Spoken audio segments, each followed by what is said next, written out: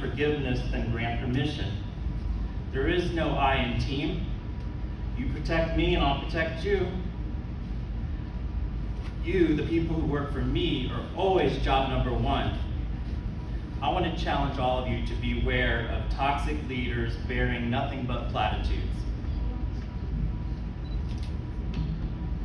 My name is Dr. Shane Gunderson, and I want to thank the people who invited me here today, and I was able to have a brief moment to talk to them about the goals of this day.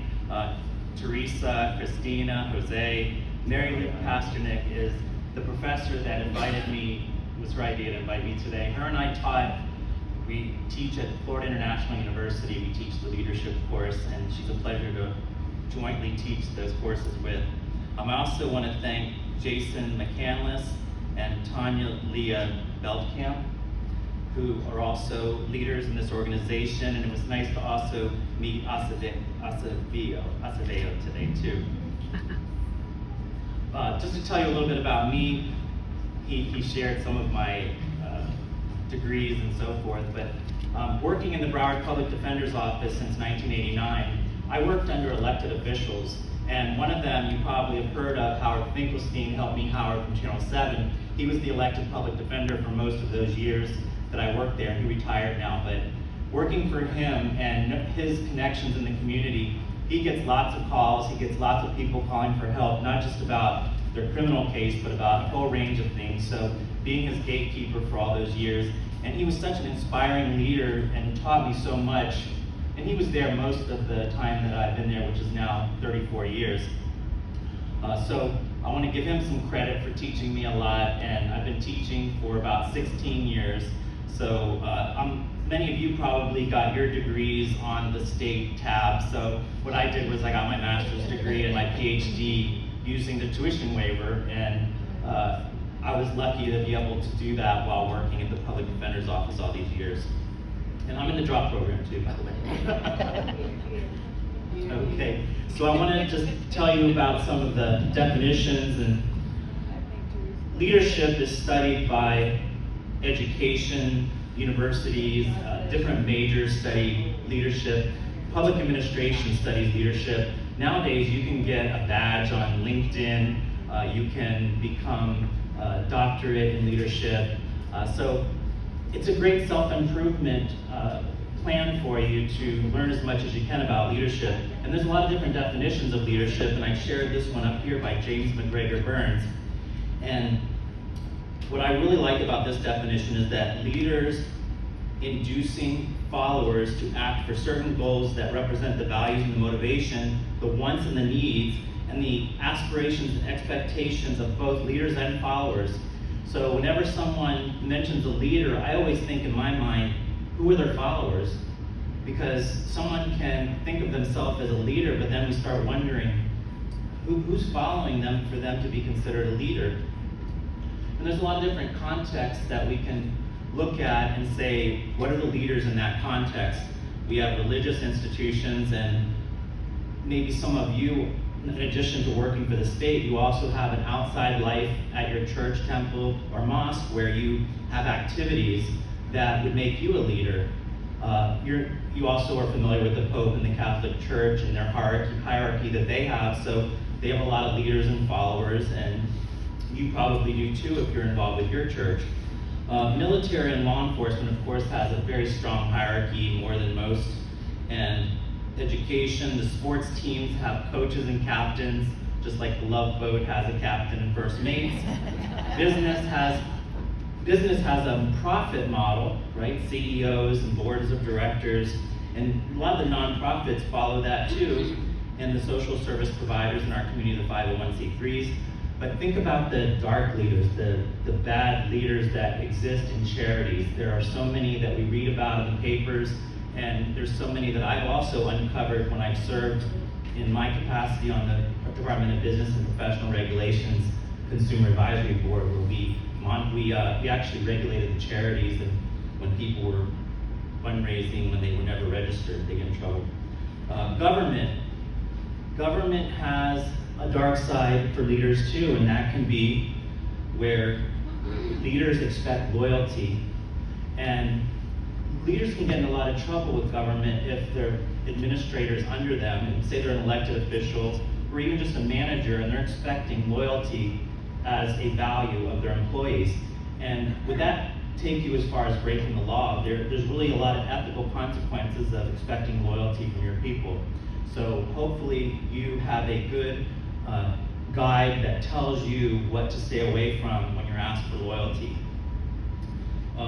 Think about other industries that have leaders, and recently, binge eating blogging, bloggers that do this binge eating. I was watching that on the news and I'm thinking, if somebody is an influencer, and nowadays we have a lot of influencers in social media, and people say they have so many followers, millions, is that considered a leader? So I'm still thinking about that, because there's this whole other dimension of leadership that has to do with ethics and about goals, and setting an organization's goals, because you can be a leader because you have a lot of followers, and maybe you're a fashion leader and you might get an award for being a fashion business person, right? But are you really considered an organizational leader with followers that have to follow an ethics? In my past, I was the coordinator for the Clinton war campaign in the 90s, and I was involved with the Democratic Party and the politics, and I was in charge of the Speakers Bureau, so I had to train a lot of the people to go out in South Florida and speak on behalf of President Clinton. He was candidate Clinton in 1992, but what I remember about his leadership style is that he was such a great communicator. His themes that he would work into his campaign, and I had to be trained on how to speak on his behalf and to teach others how to speak on his behalf. He was good about connecting each other. With his audiences, he would encourage people to come together. And some of the messages that he used in his campaign had a slogan about a new covenant for change. And that relies on a lot of religious connotation. He also talked about being a community coming together instead of a community falling apart. He talked about the bridge to the 21st century. So all these are connecting type of images. It takes a village, right? That was another message that he had. So I like to see leaders who use themes and they're good communicators. Some of the facets of leadership that I've been looking at and the dimensions of it, how do we go from obscurity to prominence? Some of you might feel obscure in your current position and you're saying, what can I do to become a well-known leader? I have so many employees, or I have so many outside activities that I'm doing for the community. No one's ever given me a leadership award. Well, there's a difference between being a leader and a manager. Both leadership and management involves influence, but leadership is about seeking constructive change, and management is about establishing order. For example, it's often said that managers are people who do things right, and leaders are people who do the right thing. And I'll repeat that in case you want to write it down. It is often said that managers are people who do things right, and leaders are people who do the right thing. Leaders outproduce managers and consistently keep their head while others are losing theirs. It is so frustrating if you're working under somebody who is moody, throwing temper tantrums, when they make you feel all confident going forward with something, and then maybe some elected official calls them and scares them and says, back off this, don't do that. All of a sudden, we're losing confidence, right? So is leadership a position of office or authority, or is leadership an ability in the sense that a leader has to lead? We all may know or hear of people who are in positions of leadership, but they're not really providing leadership.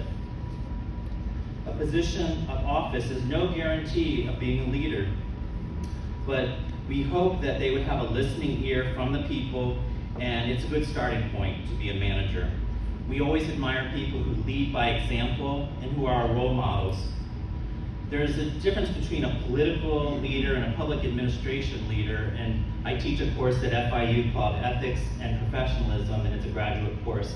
So we talk about public service values, and I already mentioned to you about the problem of loyalty, but there's also neutrality, right? We want, when we're a citizen, we want our government to be neutral when we're calling to get something processed. We want to have a tag, buy our tag for our car. We want to do a lot of these routine bureaucratic functions. We really don't need to hear somebody's political agenda. We just want them to perform the function. But the elected officials are elected to have their own values put forth and voted upon by the public, and we tend to have some gap between what the employees believe in and what the elected officials believe in. So that's something that's a dynamic that you should be aware of. I'm going to go through some of the theories of leadership because nobody can give a talk about leadership without going through some of these basic ones. And I threw influencers down there because I'm still thinking about whether they're really leaders or not. So with the trait approach, how many of you, raise your hand, you think you can be born as a leader? Raise your hand if you think it's an innate quality that you can be born with. Some of you, not many, okay.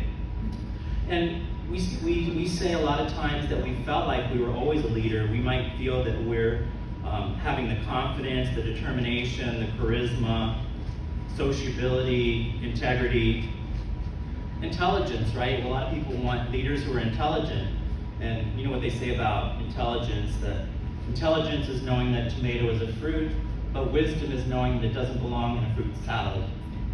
So we have to look back at when leadership studies began, and they've traced it back to Machiavelli with the book The Prince as a leadership study. And the early trait approach focuses on identifying innate qualities and characteristics possessed by social, political, and military leaders, and they look at Gandhi and President Lincoln, Moses, Joan of Arc. And there's something known as the great man theories, that you can be born as a leader, and they look at the personality factors. And emotional intelligence is also one of the theories that belongs with that approach.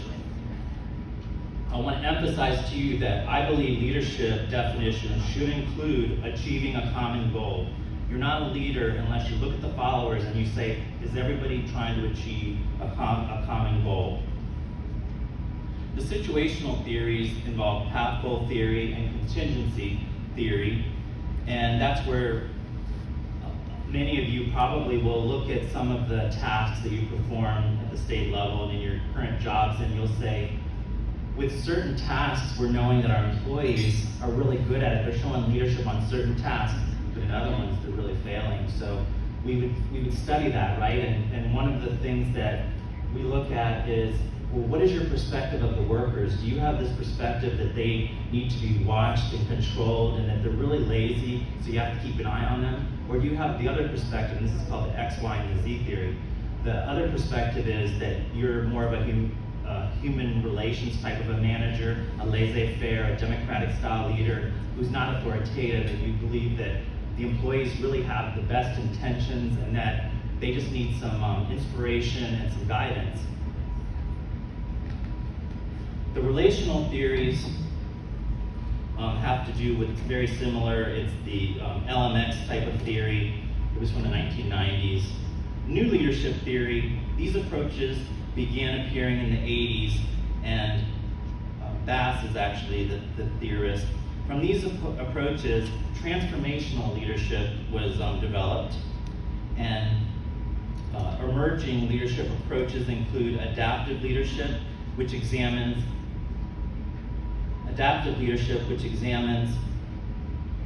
how leaders help people address problems, face challenges, and adapt to change. It stresses that leaders don't solve the problems, but rather encourage others to do the problem solving. With authentic leadership, the approach that looks at this type is leadership is currently enjoying strong interest. Spiritual leadership considers how leaders use values, a sense of calling, and the membership to motivate the followers. Servant leadership, to me, has become really popular. I keep hearing it at universities, and the president of Broward College uses it a lot. And it emphasizes the caring principle, with leadership as servants who focus on their followers' needs in order to help these followers become more autonomous, knowledgeable, and like servants themselves. And I think a good way to restate this is to say, what if you're the type of person who's had the doors open for you? You should then in turn open doors for others. The gender-based studies have gained much momentum as women continue to become more dominant in the workforce, especially on a global level. We view how one's gender affects and differentiates one's leadership. Ethical leadership has been thought about for millennia in terms of leaders' character, duties, decision-making, and decision outcomes. It's recently come into center stage. And then connective leadership is developed by, his name is Blumen, recognizes there are connections and interdependence between individuals and groups and diverse and potentially conflicting backgrounds, talents, and agendas. Now, to turn to the dark side. Who in your mind would be considered a bad leader? And I ask my students this, and I make them do a PowerPoint presentation on who they think in this world is a bad leader. And a lot of the typical politicians come up. I don't think there's any DCF employees that they've done the PowerPoint on, but they like to focus a lot on the business leaders, right? The bad business leaders. So I'll just tell you about the definition of a destructive leader, and this is according to Northhouse. The definition is an excessive use of power and control, a selfish quality focused on the leader's goals and objectives, harmful behaviors that adversely affect the followers of the organization. And we look at a toxic triangle that has polluters, and we look at narcissism with the leaders, right? Narcissism, their charisma empowers people to do bad things, and we also have to look at the environment. Are there checks and balances in their environment? Are they been able to evade them? And is the environment unstable that allows them to do these bad things? There's a difference between a conformer and a colluder, and I'll just tell you the definitions of those. The types of followers who are susceptible to destructive leadership can be divided into two groups, conformers and colluders. Conformers comply with destructive leaders in an effort to minimize the consequences of not going along. They conform because they lack a clearly defined self-concept and fear what will happen if they don't follow. Underlying their desire to conform could be unmet basic needs, negative self-evaluations, and immaturity. I think we know people who are immature following the wrong person. In contrast, colluders comply in the hopes of getting something out of it for themselves. They support the leader's agenda because it's advantageous to their own agenda. Underlying their desire to support and be supported by a leader with similar type of beliefs, and we have this with legislators who vote along party lines or bills, and they don't agree with those proposals, but they just go along, get along, just to maintain the support of their party. Some of the well-known bad leaders, Benedict Arnold, that's one going way back, and for his collaboration doing these bad things with Britain, the British handsomely rewarded him by giving him land in Canada, a pension, and a post as a British provincial brigadier general. So he was originally thought of as a great military leader. George Washington backed him, got everybody to back him, but then he had his downfall. He started hanging out with his wife in the social crowd and starting to get kickbacks and all that back then. Now this one is one of those business leaders that my students know. This is the number one that my students bring up as a bad leader. I think you've heard of Elizabeth Holmes.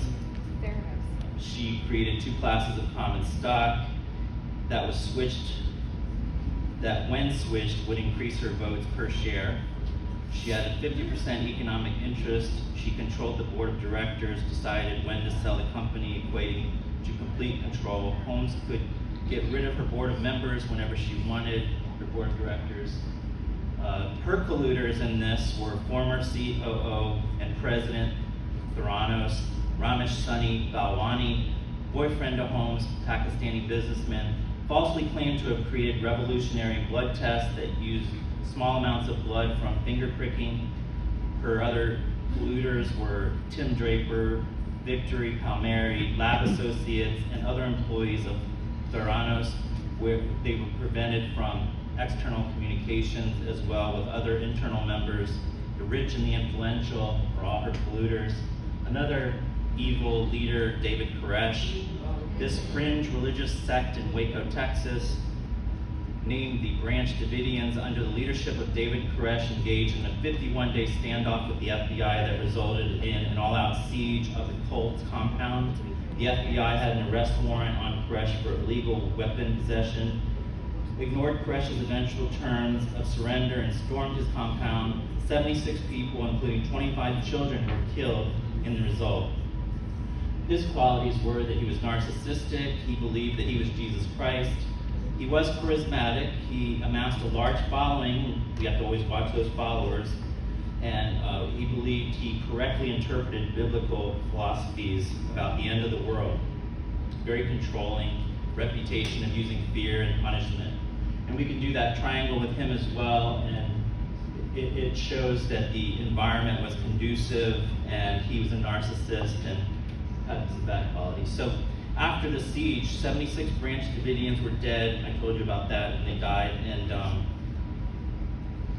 they don't exist anymore. But there was tear gas, live rounds. That was a real violent type of example. Now here's where I get to the fun part, where I need you all's help on this. I need you to participate and tell me what your thoughts are on this, okay? Meister, Zhang, Barker, and Kaza came up with leadership narratives and origin stories. To better understand how leaders see themselves, they conducted in-depth interviews with 92 men and women, and they asked them about when they felt they became a leader. Some of you who may be awarded in the past as a leader, people have referred to you as a leader, think about your own life and tell me when you thought you were a leader. Can anybody share an example with me?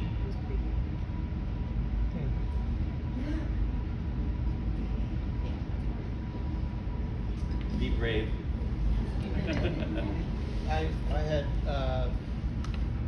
I was in a near fatal car wreck and had to learn to do a lot of things physically again to learn, but I realized I'd become a leader through that accident by taking what had been obstacles to success and allowing my vulnerability to share others with my struggles in that, and it created a common bond that other people also struggle with overcoming obstacles to success. And through allowing myself to be vulnerable in that, I guess my aha moment came in that I could use my weakness as my strength to encourage others to see where they could make a tiny change in their life that would help them to overcome that obstacle. That was How old were you when that accident happened? 30. Oh, I'll be 51. It was 2009, so do the math. 36, 38. Yeah. So a lot of people say that there was an epiphany they had because of a tragedy, and it could be a medical or an injury that you suffered. But a lot of people go into medicine because a family member or they were sick, and all of a sudden they became a doctor, and then they became a leader in oncology or whatever interests them, the specialty. Who else here had a story that was similar or different? Something that you, maybe as a child, you started to think that you were a leader. Maybe some of you were elected to an organization locally. So, when I was a kid, I was terminally shy. Like super shy. The quiet little nerd that never spoke up in class. Y'all know now I'm not quiet anymore. So, when I was in high school, the group projects started to come in. And I discovered that if you don't speak up and assert yourself, you end up doing all the work for the group. So that's when I started figuring out how to motivate other people to do their part. Because then, you're also cheating them. If you're the kid in the group that does the whole thing for everybody, nobody learns. So you take all that work on, nobody in the group benefits, it's just a horrible, toxic kind of situation. So that's where I started to learn how to talk to people and how to organize and how to get everybody kind of pulling together so that I suffered less and everybody benefited. Thank you. Anyone else?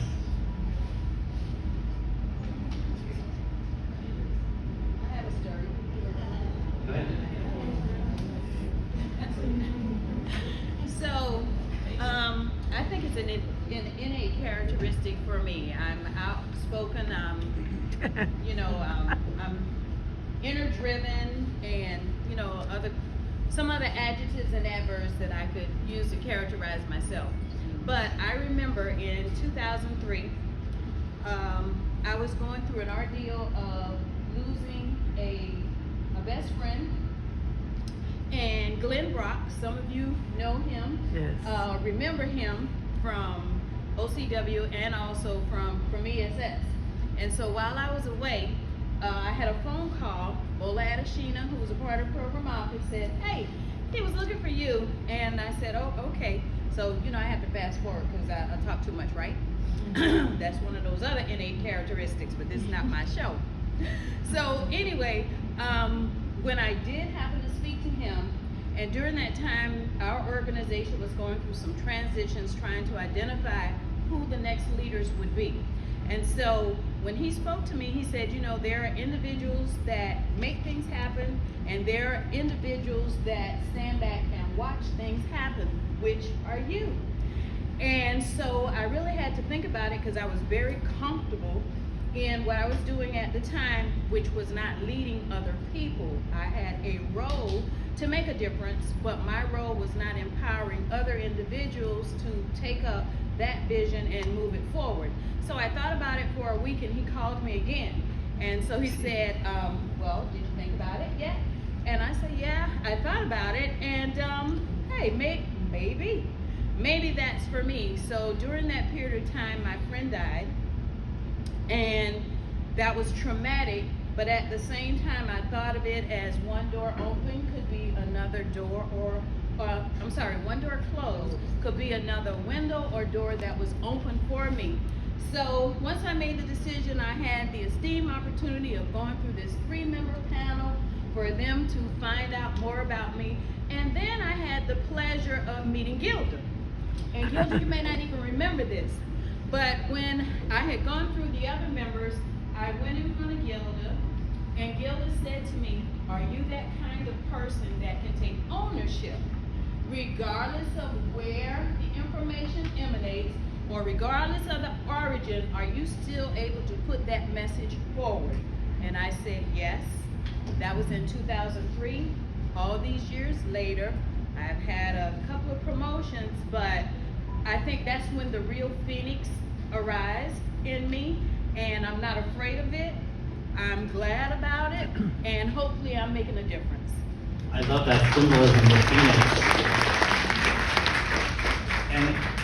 And the way that you described it was that somebody called you out and noticed something. Yes. And there's been some harsh criticism that turned my attitude, beliefs around in my life as well. Any other stories before I start explaining to you what the research found?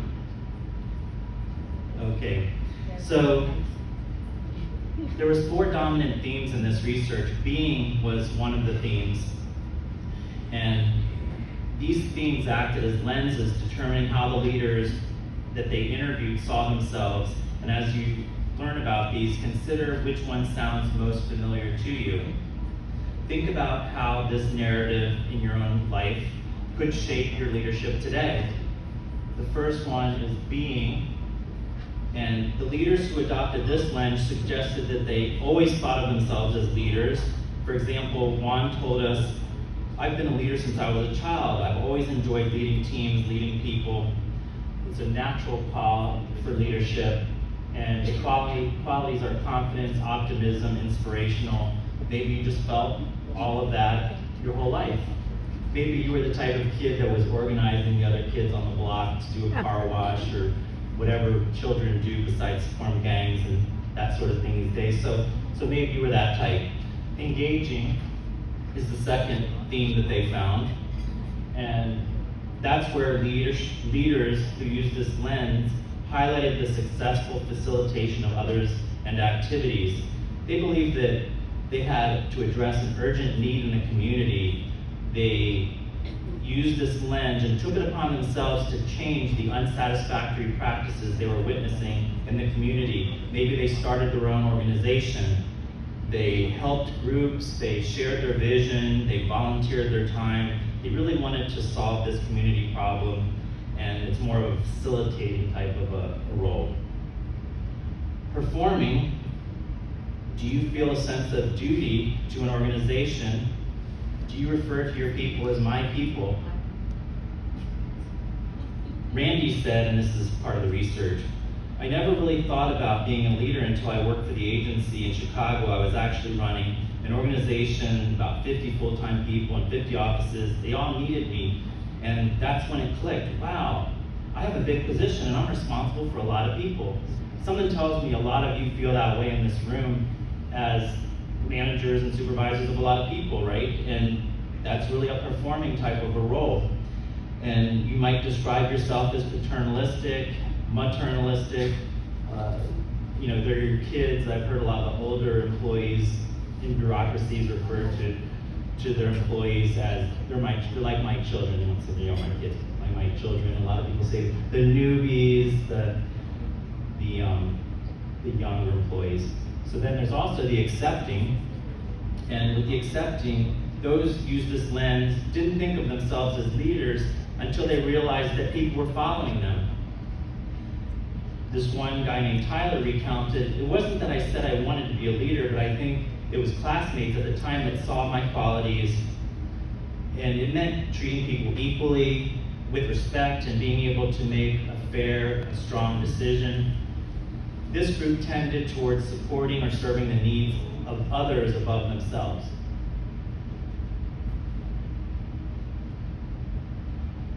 So, how did you become the leader you are today? Which of the above lens do you most naturally gravitate toward? This isn't just for you to classify your past, it could be your present, it could be your future.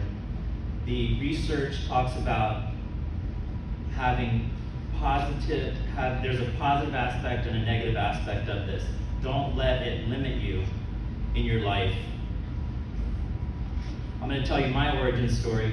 Working in the public defender's office in the early 90s, I kept track of all the homeless arrests in Fort Lauderdale. When they opened up the Performing Arts Center in Fort Lauderdale, the police in Fort Lauderdale had a zero tolerance for vagrancy, where they swept the people off the streets and threw them in jail for loitering, trespassing, and all those minor offenses. So I was noticing hundreds of people in Fort Lauderdale were being jailed. So I kept track of every arrest for a year, and I used it to go to the Miami Herald and to get a story. There was a series of front-page articles the editor did to expose the Fort Lauderdale police. I actually organized the homeless themselves to do a protest. Homelessness is not a crime, and we went out in front of the police station and we stopped traffic and did all these protests. But at the same time, I was able to get a lot of organizations to back me up, and I was able to get a law firm to threaten a civil action suit. I was also able to get the city manager, the city mayor, the law firm Holland and Knight, and a lot of activists to meet together to talk about a stop to the zero tolerance policy. My origin of my leadership self-image was, I got a call from Governing Magazine saying, I noticed that you organized this public outcry. Why did you do it? Do you consider yourself a leader? And then all of a sudden I was thinking, how could somebody who's 23 years old get all this attention, right? So then I used it to do other things with my ethos, with my ethics. I was able to get the police chief to apologize and to get rid of that policy.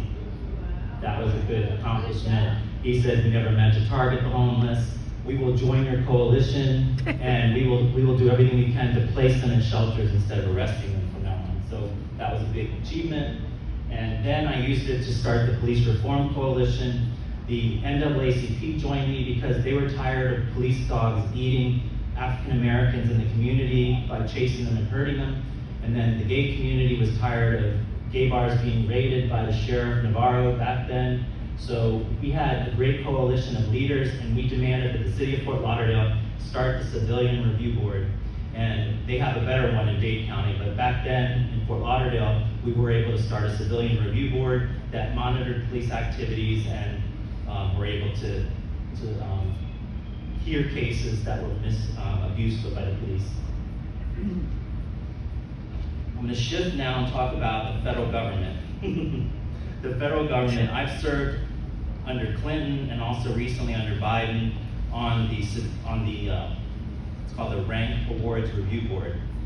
We actually looked at leaders in the federal government, and we looked at see who deserves to get a big bonus for their leadership.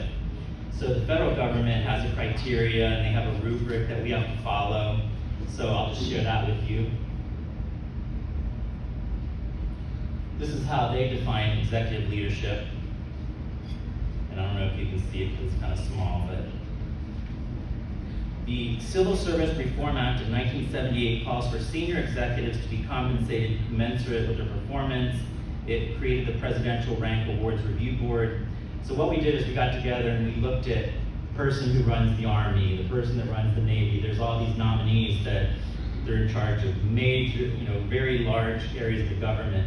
It could be the lawyers that are in charge of these branches of government as well. The executive branch, all these are executive branch. And under the SES, if you know what an SES category is, so the distinguished executives are recognized for sustained extraordinary accomplishments, and they receive a cash award of 35% of their base salary if they win this award. All right, so reviewing these nominees, and here's the rubric. And I don't even think it's a very good rubric, because when we got together as a committee, we were looking at, of course we were looking at these, but there's something that you can read and just know that they're bluffing, whoever nominated them are bluffing. They've done remarkable things, a lot of them. I mean, we're having to compare someone who leads NASA and came up with a plan after the shuttle disasters. They had to put everything back together, and they took credit for rebuilding the program. But then we also had IRS employees, the person who's in charge of all the forms, the automation. They made it a lot easier through automation, so we had to compare what they do.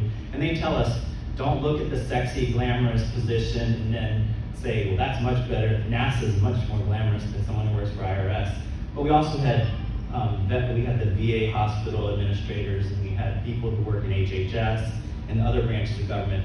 One that stands out in my mind, and they made us swear to secrecy, we can't share who the person was or anything like that, but this one employee was in charge of the disaster program development under FEMA. And they worked passionately to improve service delivery, modernizing recovery, and they had a lot of innovation. And they say that they had improvements in survivor experience, and they took a lot of credit for going out and emotionally counseling people who had had a FEMA disaster. And they wanted to meet the intent of the Executive Order 14058, transforming the federal customer experience and service delivery to rebuild trust in government. That's what their goal was, and FEMA. So this woman, she took the steps to modernize FEMA's survivor registration process. But what we noticed is that in her nomination, she didn't do anything for her own employees who were having to deal with survivors of disasters. What does she do to deal with the emotional toll that it takes on her workers? And all the other nominees talked about all of their employee assistance programs and their mentorship programs. That really is important with leadership in government, is that you have people who are good mentors, and it could be job-related mentorship or some other type of mentorship that helps them in the community. So I just wanted to share that experience with the federal government, and I did that twice under Clinton and once under Biden, and it was just recently that I did it. Let's talk about your symbols at DCF. I heard that you have a symbol of the table and the four legs, and they all have to be strong, or what happens? So you want to make sure you have strong areas of your organization, your bureaucracy. You want to make sure that they're all strong.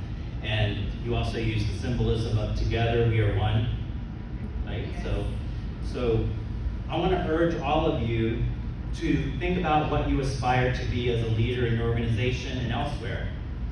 I want to urge you all to talk to each other to meet the needs of today's workers, but also the stakeholders. If you're going to be a leader, think about who your followers are. And it could be the followers in your organization or in the community or somewhere else. We look at intelligence, confidence, charisma, determination, sociability, integrity, discerning qualities. I like somebody who's able to discern someone that comes to them and says that there's truth that they're telling them. But if you're discerning, you know you know what, this doesn't pass the smell test, what you're telling me. And they know how reality is, and I'm very suspicious of this story, right? So a discerning leader, I really like that. Someone who's intuitive and transparent about what they're doing. It would really upset me to hear that my manager was bragging about something, but there was an ulterior motive and there was something else that was going on. What about being resolute? Don't jump from solution to solution, and don't waste your followers' time and energy. Once you go with a plan, stick with it. Don't back down because of something that's only a small consequence. I really think engagement and communication is something that you can seek, and that would lead you to some great outcomes in your life as a leader. I've heard of your bi-weekly one-on-one meetings instead of having a group meeting. One-on-one with your manager, doesn't that make you feel better? We don't like managers, and I've worked in government a long time, we don't like managers who are aloof and distant from us, who only do emails to us, and sometimes there's a really bad tone of an email that comes out from a manager. They don't know who you are, they've never met you, they've never come to your office. And I realize on the state level that you have all of these remote satellite offices and all that, and you don't get to meet directly with your employees sometimes, but it's so meaningful to have personal contact and empathy about more than just work duties. Knowing the person's name is wonderful. Asking how their kids are is wonderful. Promote family wellness and family culture. I was asked recently to do a weight loss support group, so I was able to get people to meet at lunchtime for, I think, 11 weeks. We had a challenge, and everyone started losing weight and weighed in. It was like a Weight Watchers, but it was also to get them to start exercising more. Celebrate the wins is what I've heard is your message that you are saying today. And that you're going to have breakout sessions. You're going to talk about maybe, this is just, I don't know what you're really going to talk about, but maybe promotions. How do you plan for promotions in your organization? Is it reactive? Does one person get promoted because of a ripple effect that the boss's boss has been promoted, so you have to, there's a natural progression? Or is it more competitive? Are there openings for people from other areas?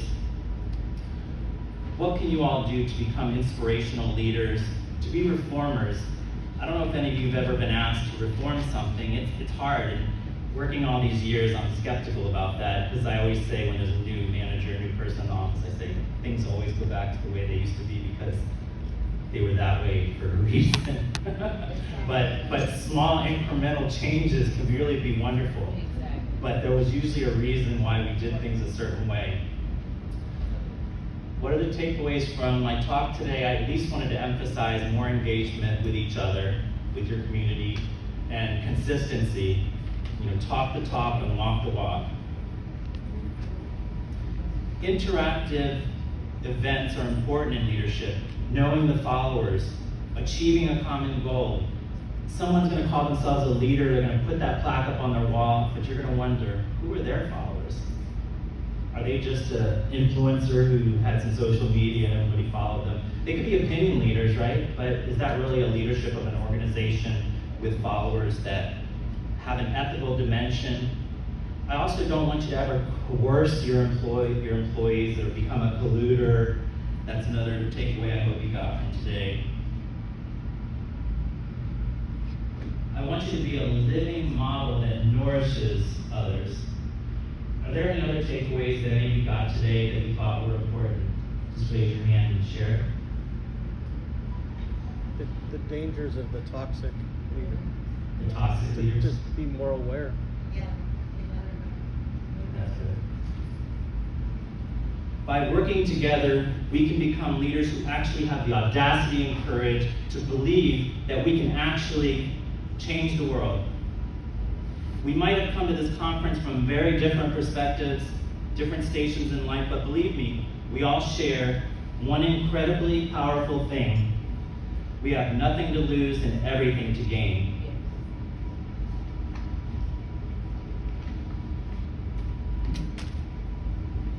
Celebrate the wins, but remember that there's never a finish line.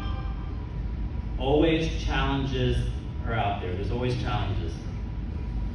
After today's talk, your intuition will grow and expand like a majestic cloak of wisdom.